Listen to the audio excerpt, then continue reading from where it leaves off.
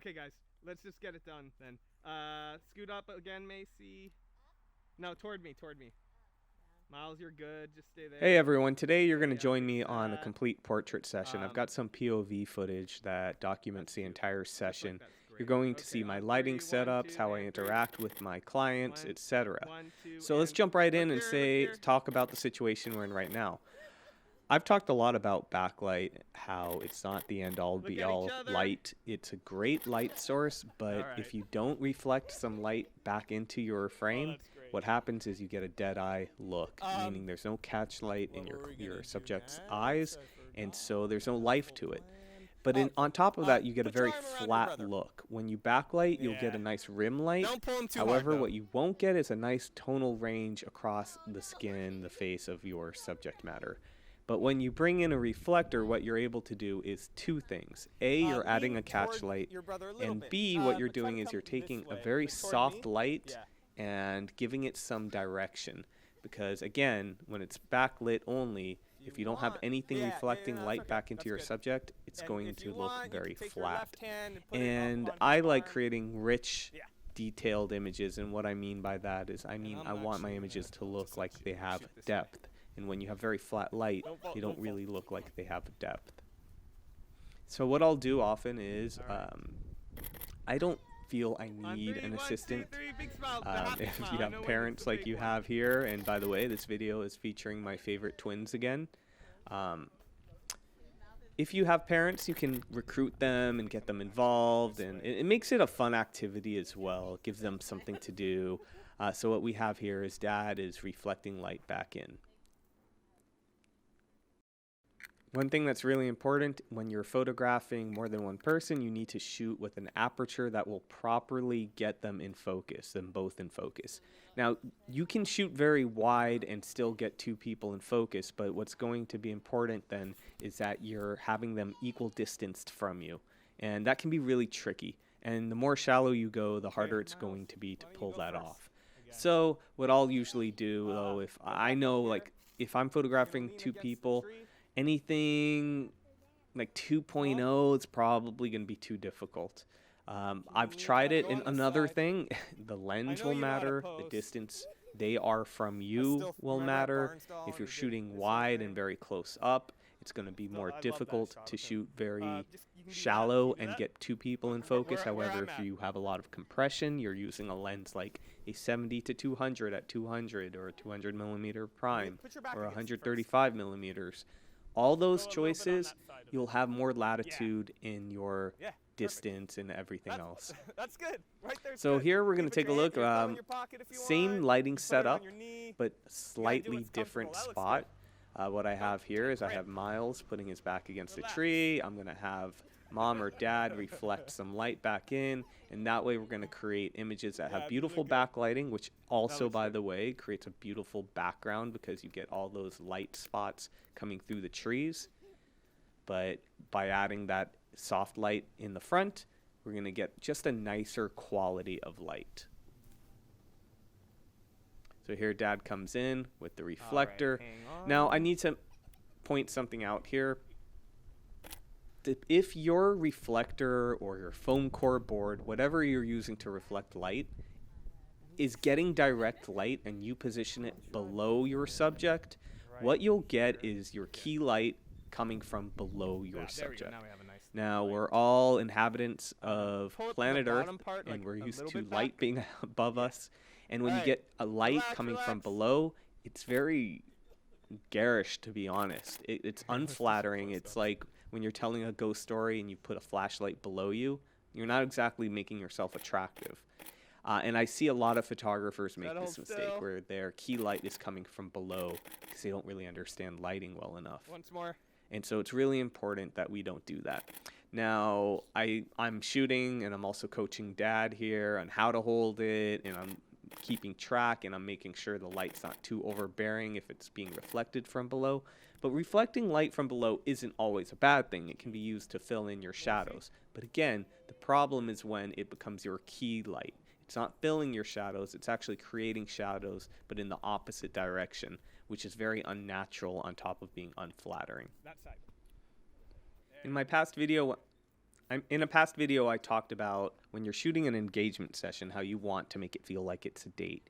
You want to make it feel like it's something or a situation in which your clients feel comfortable enough to not feel like they're being photographed, to not feel like their mind is elsewhere. You want them to be able to connect, make it feel like an intimate date. And you can do that by kind of disappearing into the background, by taking a hands-off approach, by placing your subject rather than posing your subject. So you're looking for good light, you're placing them in that light, and you're letting them interact. It's a little different when you're shooting individuals, but what I'll do when I'm shooting individuals is I will have the person's partner basically interact with them so I can capture natural moments.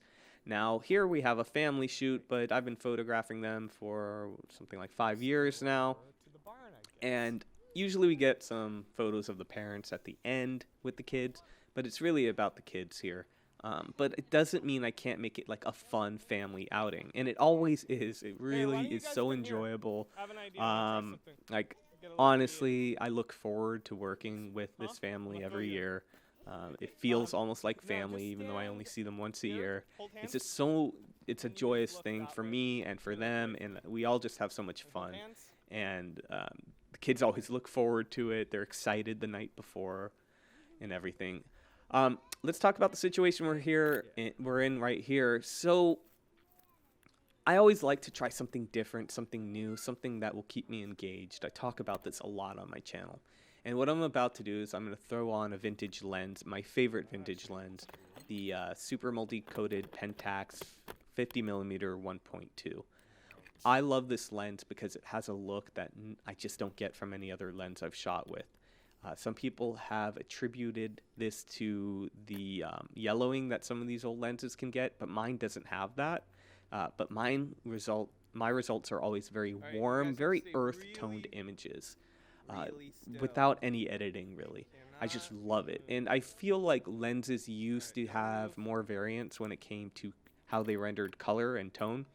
But now I feel like they're all kind of similar. Like any Canon lens you get will look very similar color-wise to another Canon lens. However, when you go back to these vintage lenses, you get more variation. Now, shooting with this lens on a traditional DSLR is not easy because you're forced to use live view.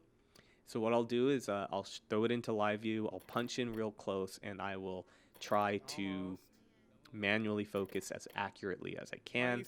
But it's very difficult, and holding the camera out instead of pressed against your face is difficult. I also don't have IBIS in my camera, so it's a challenge. And that's also part of what I like. I like challenging myself. I like trying different things.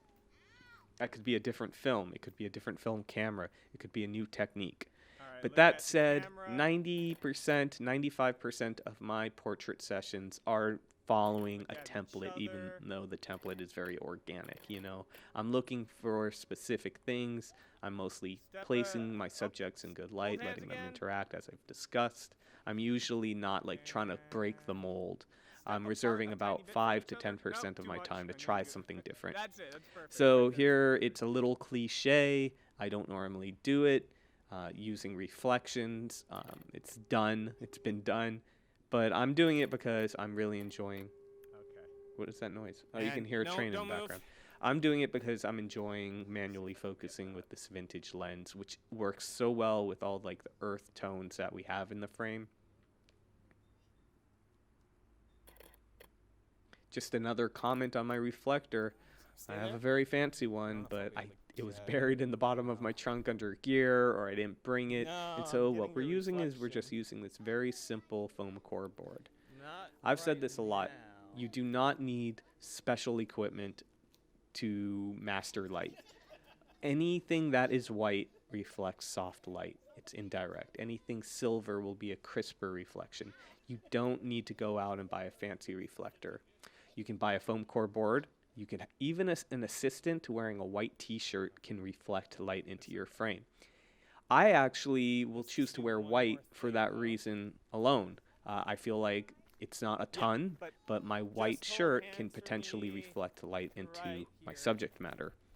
It might be distinguishable that is the photographer in the catch light, because if you look closely into a catch light, you'll see the shape of the photographer, or the shape of the catch light. So if it was you used a large octabox, whatever, you would see the shape of it. If you're standing in front of it, you would see your silhouette. So here's a good example where I'm instructing the kids to stay completely equally distanced from me. Kind of hard to explain, because I am going to shoot wide open, because I really want to explore wide open shots with this lens. Now, one thing about it, it's not the sharpest in the world, but who cares? Like, lenses don't always need to be sharp. I'm not a pixel peeper. People aren't gauging your photography so much off its technical attributes. That's really important to understand. Once more. Your clients are most likely, sadly, clients are often there's more clarity about what's important to a client than a lot of photographers. A lot of photographers they don't understand the soul or the meaning of photography. They think that photography is just this technical pursuit, and they're creating technically good portraits. And that is important, but it's not the most important, believe it or not. Yeah. For me? What's up? So on a portrait session, you guys are going to see I use a smaller bag. Check out my video if you haven't already on how I prepare for a job, how I pick out my gear and everything. But for a portrait session, I usually can do it with 2 to 3 lenses. It really depends on if you want to include sort of those environmental shots, those wider shots. I think that's a great idea, just to know how to shoot with a variety of lenses, to know how to shoot a variety of looks, to not always rely on blown out backgrounds with a lot of compression. And if I have a flaw, that would probably be mine, is that I'm not going to lie to you guys, even though I'm always pushing myself to try new things. Like, I often do resort to that because I really like it. However, I think it's really important that we know how to create good images when shooting wide. It's more challenging to create interesting portraits that are wide. I'll be honest, because you need to have really great composition.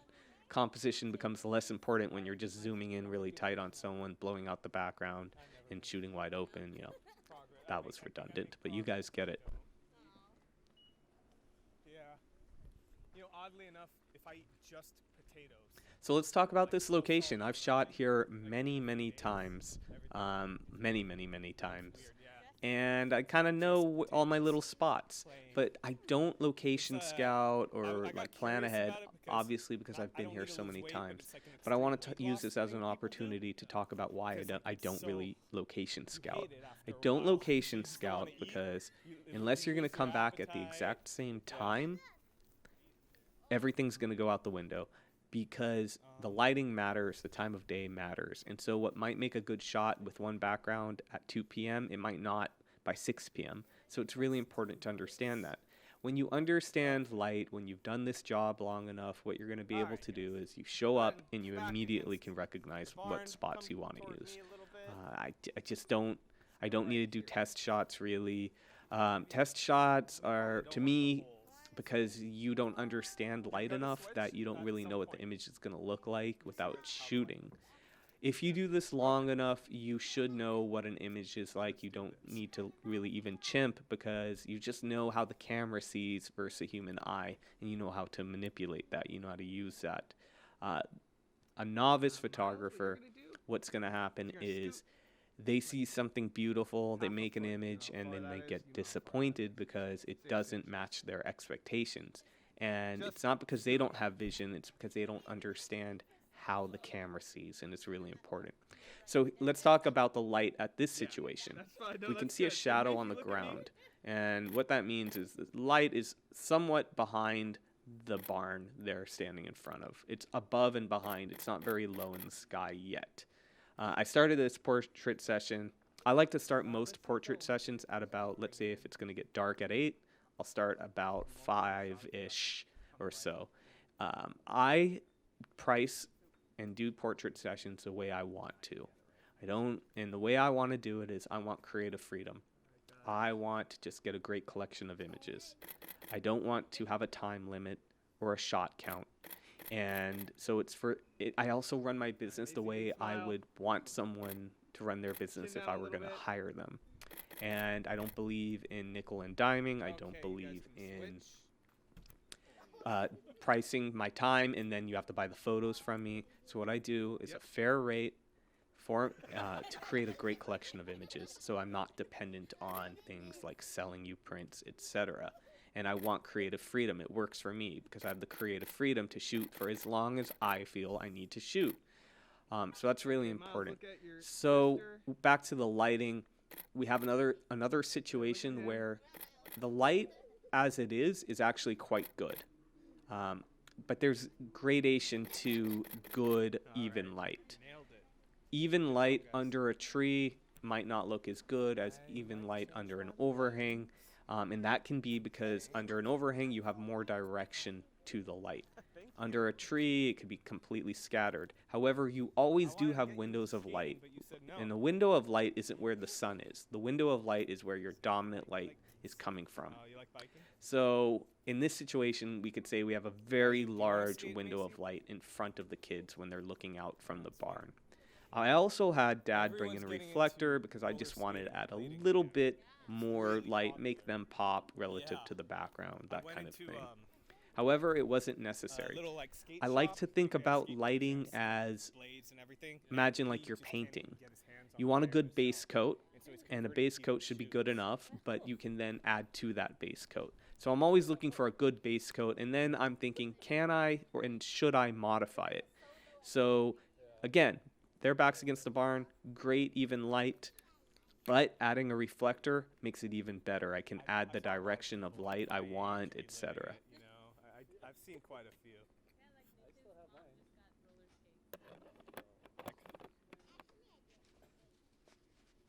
You do now, huh? Skateboard, not roller blading. It's different. Okay. Can you guys sit against the barn here? Just, it doesn't matter where, just put your butt down. All the way, relax. All right. Having my subject sit down is one way I can have them feel really relaxed, and they usually interact off each other quite a bit when they're sitting down and relaxing. The twins are a handful. They can get a little wild, although I think they're less wild than they used to be. Like, it's funny, you know, they have their own language. And so they used to just wrestle each other, kiss each other. They're fun. You can actually see the shadow that Dad's creating, which is telling me where my lighting source is coming from now. And I think what's going on is it actually shifted a bit, and it's coming a little bit to the right, which is actually facing west. And so now we're getting some direction to it, but they're in the full shade. They're not in the light because their back is against that barn. And now I'm able to add a really nice light, a really soft, directional, diffused light. And then look at each other. And then look at me again. A simple way to get natural reactions is simply have your clients look at each other. I do it all the time. I learned this shooting weddings where you would have the groomsmen with the groom. You know, you do your group shots, your small groups of 2. And I would do a few of them looking, and then I'd say, hey, look at each other. That's all I'd say. Oh, why don't you guys look at each other? And it would always lead to just like such uncomfortable and then laughter. Just, it was always fun. It's easy. It's such a funny request, and when people do it, they automatically start laughing. If it's a couple, they might not laugh. They might just really look at each other lovingly and connect, and that's something you want to capture too. And so I keep things very simple. I don't believe in posing. I think if you pose someone, they're not going to be comfortable. You want to capture comfortable looking photos. You want them to be themselves. You want them to be at ease. And so maybe I'll give them a cue like, oh, here, put your arm around him, put your arm around her. But we're really limiting it to that. We're not getting too much into like, put your arm around her this way, put your hand here. Sometimes I do. Sometimes when someone's a little stiff, and I'll say, oh, why don't you throw your hand in your pocket or put your thumb in your pocket, that kind of stuff. but I'm not telling them exactly how to do it. What I think I'm seeing here is Miles instigating and like squeezing her shoulder, which can be destructive to a photographer that likes a lot of structure, and is telling their subjects what to do and they need a specific posed shot. But when you're shooting formals or portraits the way I do it, it's a good thing for them to be a little funny, to mess with each other. I'm just looking to document beautiful moments. That's really what I'm here to do. Now, this is as good a time as any to talk about what your job as a photographer is. And your job as a photographer is to document. It's to do it creatively. You're providing a creative service, but what you're not doing is creating your own artwork. And there is a difference. You have to remember, they are your clients. It's a paid job. And so you're always striking a balance between creating artwork and providing a service. And so that's why I kind of do split my time, where I do have a template, like I mentioned earlier, but on top of that, I give myself about 10% of my time to... Oh, dropped my... Sorry, I'm going to repeat that. So I do give about 5 to 10% of a session to me being creative and trying new things. But I'm not going to go all artsy, all in, at the expense of my clients. I hope that makes sense to you guys. Now, another thing that's important is you need to manage client expectations, and they need to understand what they're hiring you for. And this is why having a mission statement can be really handy for you, and not forget an arbitrary style that you picked to stand out.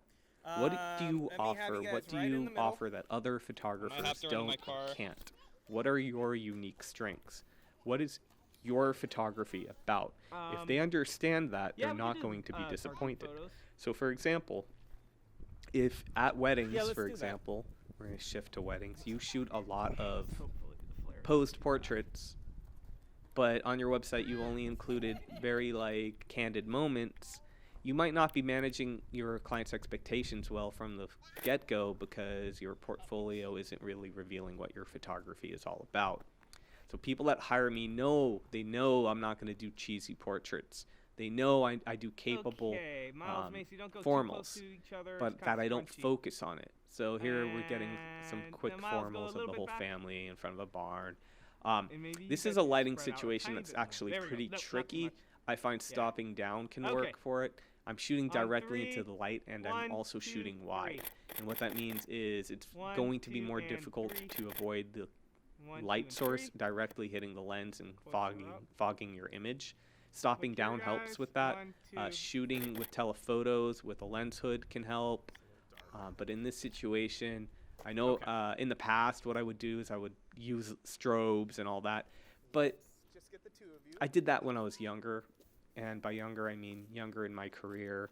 I did that where I thought, I'm exercising my photographer's chops. But the reality is sometimes, and oftentimes, I should say, less is more. You can hear my dog rustling around.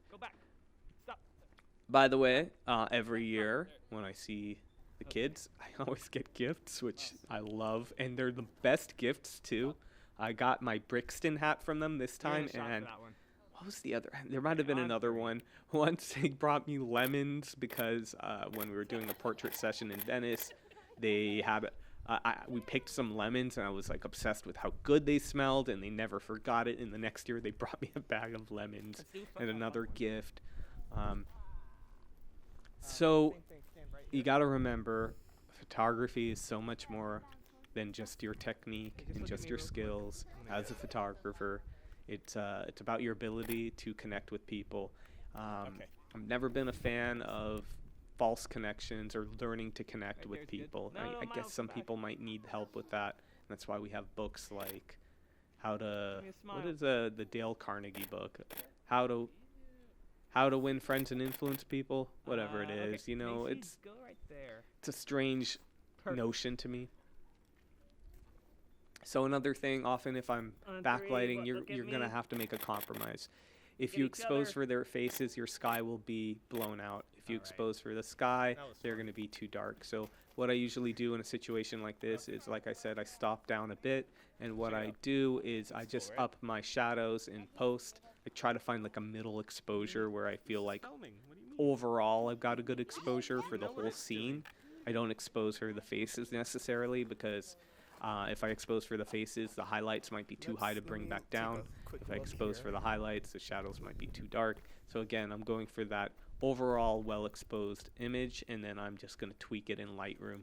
I'm Really not nice light here. huge into that. I'm a What's up? minimal editor, and I'm usually just looking for light You that guys can go works great explore. without any You guys want changes. your breaks soon?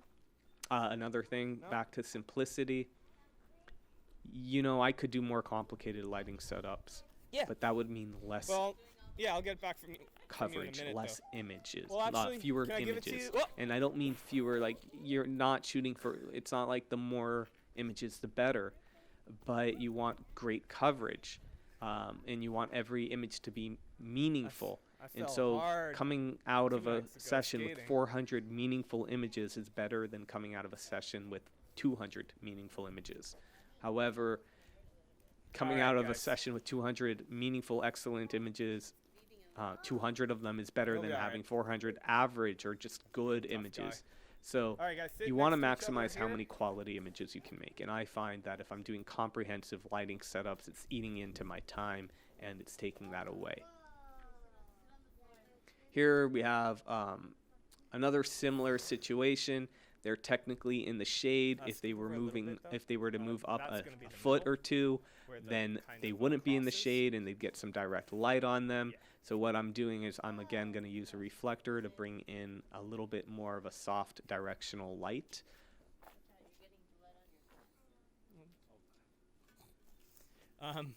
Now I was That's talking good. about how not all light is created equal, or not all even light is even.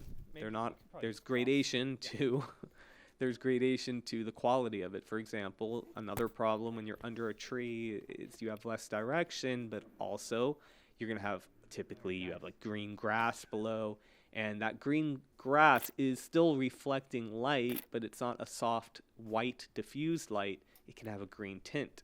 When you're in a situation like this, it looks like I decided not to use the reflector because I realized I'm getting just a beautiful, well-lit image. The white cement is reflecting light up, so I'm not getting shadows from below or created from light from above. I have a wall to my right, which is also reflecting light back in, and so you're looking at the whole picture. And a good thing to do is to practice your 1, understanding of 3. light. Look here. You don't need to even make an image to do that. Next time Okay, you're at a scooch coffee shop, together. next time you walk into a store, Nice, ask yourself, where are the key lights, or where's the key light? Where's my light source? What kind of You know light what, is let's- it? What's the let's direction have of fun. it? Let's How is try it putting your heads affecting how together. I'm perceiving my Yeah. environment? Because by the way, it's not just photography. In flat light, things will look flatter to your All right, human guys, eye look too. here. It's not just a photography thing. So light Yeah. is light. You can also watch movies, start analyzing light Look in here, look here. movies. Any image you look at, you can typically deconstruct. If you understand light, you can see exactly how a photographer shot it. Especially studio lights, there's not much mystery. It's really clear. And one tip is you can look at the catch light to get the source of the light modifier, to get the shape of it. So if it's an octabox, you would see that. If it's a soft box or a strip box, you would see that shape. An umbrella will have a very distinct umbrella shape. All of those will reveal the type of light you have. And so you can look at the work of people you admire, deconstruct Very it, cute. and repeat it. Now that's a good learning tool, but long Alright, term, on 3. I don't 1, think you should 2, repeat. 3. You should replicate people's work. You should find your own way of Look shooting. at me, look at me. Of course, Look at there's each no other. new way. Everything is Big recycled, smile. and Heads things make a together. comeback. So keep that in mind too. So make sure it's something you Come on, hold believe it. in, You not can hold something that's it. trendy, Heads together. something that's artificial like that. There we go. And look at me. You can see the And stay shadow there. on the ground is changing.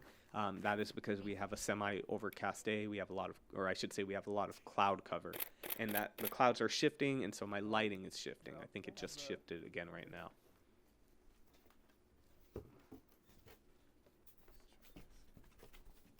Actually, yeah, it has to go here.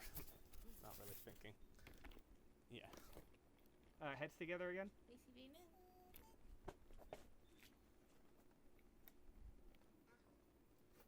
Ready? Is it bright? Okay, heads together, close your eyes, and when I tell you, you're gonna look at me and you're gonna and you're gonna give me a big smile. 1, 2, 3, go! If you shoot from above, I recommend then they can look up. Usually you want the face to be Alright. closest object to you in a way, and you want the eyesight to be kind of in line with your lens. It's kind of a hard one for me to explain. But for example, if I'm shooting directly on with someone, I will have them often drop their chin a bit, and that brings their eye line closer to me, and then you're more engaged with the subject. This is partly why people hold the camera high when they're doing selfies. I'm doing something different. But if you're above someone, then having them just look up works. You don't need them to bring their chin down. That won't work. You actually want them to look up, and that kind of brings the face on an even axis to the lens. That might not be the best way to describe this. If someone has a better way to describe it in the comments, please leave that there. So now I think I'm trying something different, and I'm like, let's see if we can get some light reflected. Now anything white is going to reflect light, whether light is directly hitting it or not. But if we did catch direct sun, we would be able to add more diffuse light by adding in some sort of a reflector. When you have an overcast day, it's going to do a lot less. When you're putting a reflector in the shade, it's still doing something, but it's going to do a lot less. Who wants to go first? And it looks like minute to minute my light is changing. You can see now it's creating a warm shadow on the building to the right of the kids. Just how do you want to pose? You can be creative. You can go like that. You want? That's cute. Yeah, that's cute.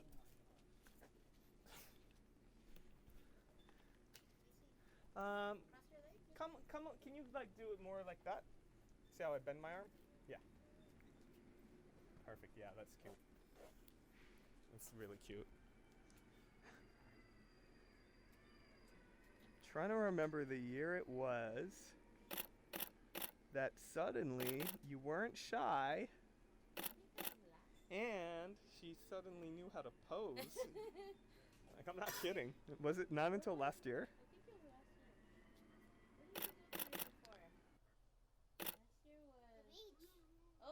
That was a fun one. Oh, that was good.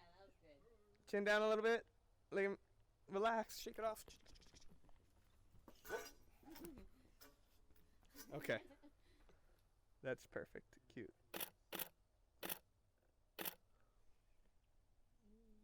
So stay there.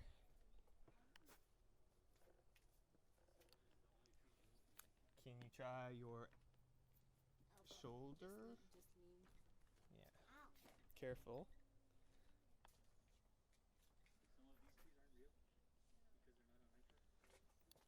That's cute. Hold that.